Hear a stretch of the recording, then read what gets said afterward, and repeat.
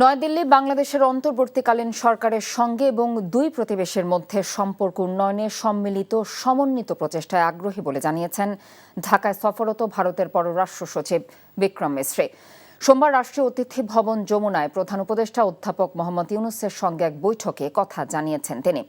সফররত ভারতের পররাষ্ট্র সচিবের পক্ষ থেকে বাংলাদেশকে বলা হয়েছে, বিভিন্ন কারণে দুদেশের সম্পর্কের মধ্যে একটি মেঘ এসেছে, সেই মেঘটি দূর করতে হবে।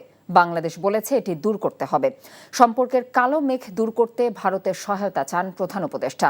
ভারতের পররাষ্ট্র সচিব বলেন, সম্পর্ক বাড়ানো ছাড়া দ্বিতীয় কোনো চিন্তা নেই। তারা যেখানে ছিল সেখান থেকেই আবার শুরু করতে চায়। প্রায় ৪০ মিনিটের ওই বৈঠকে সংখ্যালঘু ইস্যু, অপতথ্য প্রচার, ক্ষমতাচ্যুত স্বৈরশাসক শেখ হাসিনার ভারতে অবস্থান, আঞ্চলিক সহযোগিতা এবং জুলাই অগস্ট গণঅভ্যুত্থান নিয়ে আলোচনা হয়েছে।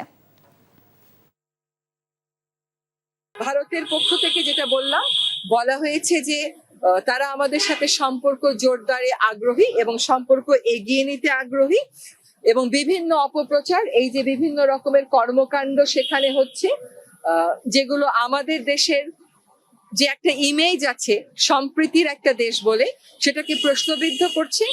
আমাদের এই যে জুলাই আগস্টের যে অভ্যুত্থান, এটাকে প্রশ্নবিদ্ধ করছে। এগুলোর ব্যাপারে তাদের বক্তব্য হচ্ছে যে এগুলোর ক্ষেত্রে ভারতীয় সরকার কোনোভাবেই দায়ী না।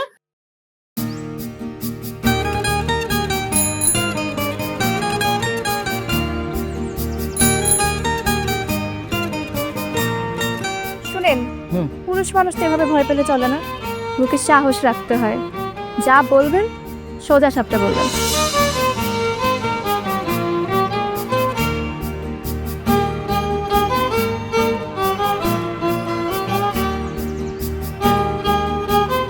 এই শীতে যে শীতের কাপড় ছাড়া আসছো, এটা কি ঠিক আছে? তোমাকে দেখার পর থেকে আমার জীবন থেকে শীত, গ্রীষ্ম, বর্ষা সব চলে গেছে, শুধুমাত্র তুমি আছো।